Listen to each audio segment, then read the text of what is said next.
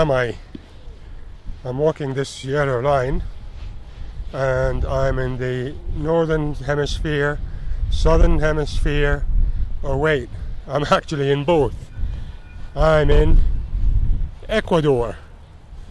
Decided to do my first South America tour. I'm gonna tour Ecuador for 12 days.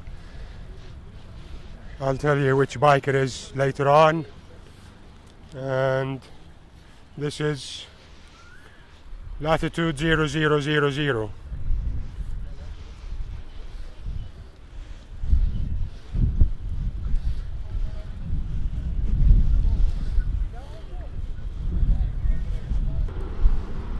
So I originally booked a Africa Twin Honda, but when we went and put all the luggage on it, as you can see here, and Mrs. RJ sat in the back, it just couldn't handle it. It's too soft.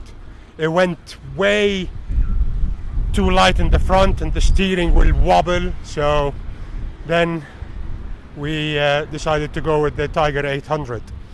Not bad, not my choice, but so far so good. We've only done something like 50 miles. I need to get to know the bike. And it's handling the luggage and Mrs. RJ at the back fine. So I'll catch you guys later.